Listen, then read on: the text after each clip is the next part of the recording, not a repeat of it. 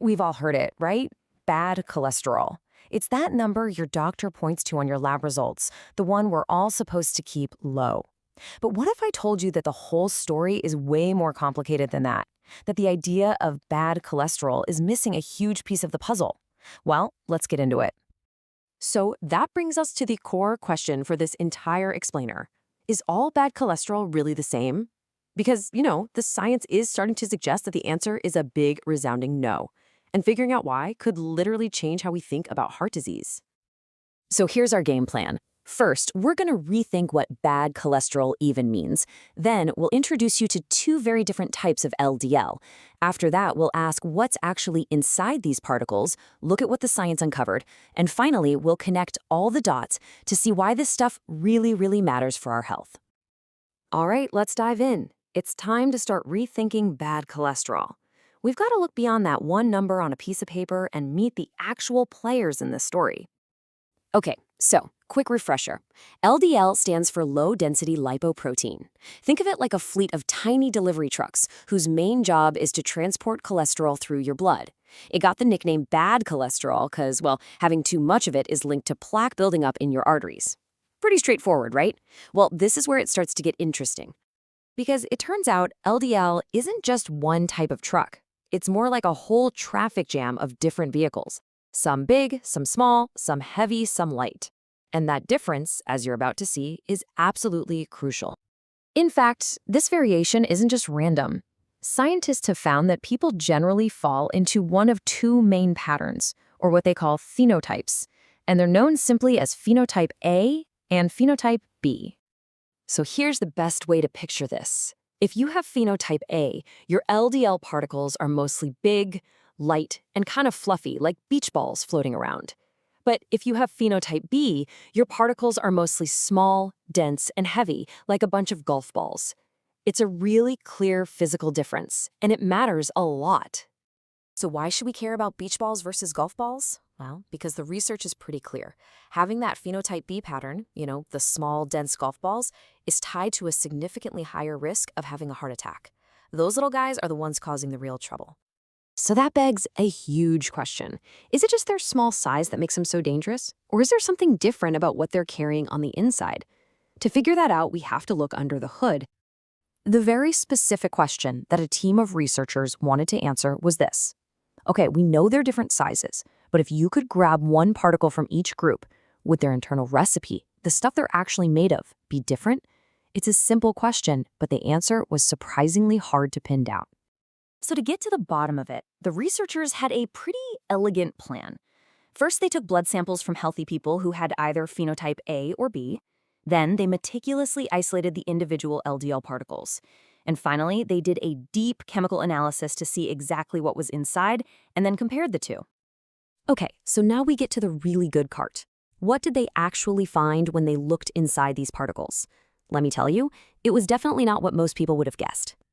The big takeaway right off the bat was that, yes, there were huge differences in what these particles are made of. It wasn't just about their size. The cargo they were carrying was fundamentally different from one type to the other. And here is surprise number one. When they looked at free cholesterol per particle, they found something that seems completely backwards.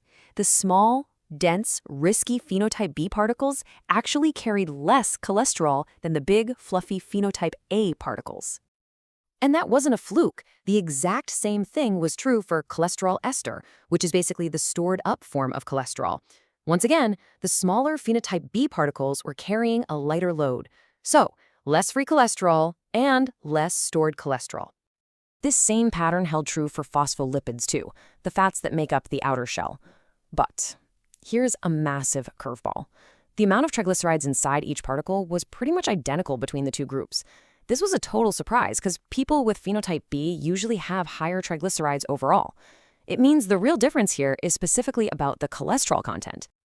So let's just pause and put this all together. The big takeaway from the data is this. The small, dense, risky Phenotype B particles are actually running low on cholesterol.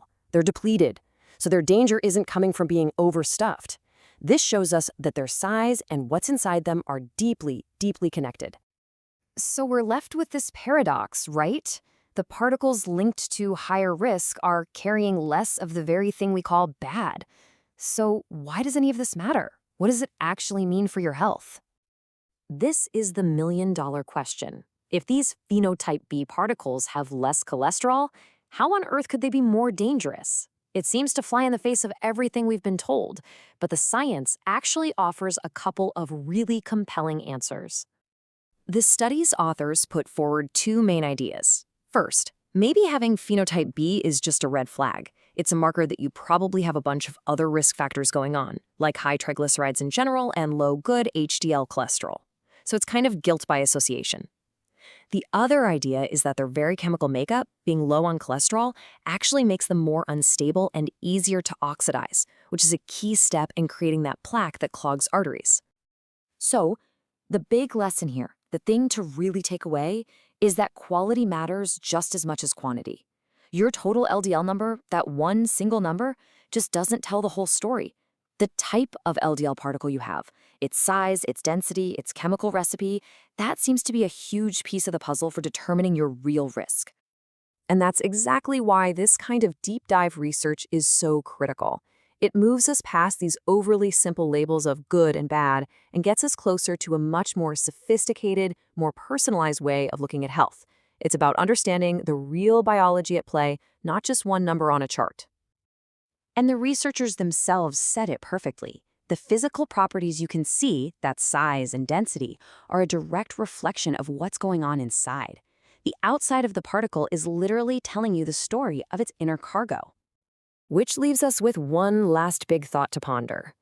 Given everything we've just seen, is it time we started looking beyond that one single cholesterol number to get a clearer picture of our health? The science seems to be screaming yes, potentially opening up a whole new and much more accurate way of thinking about one of our biggest health challenges.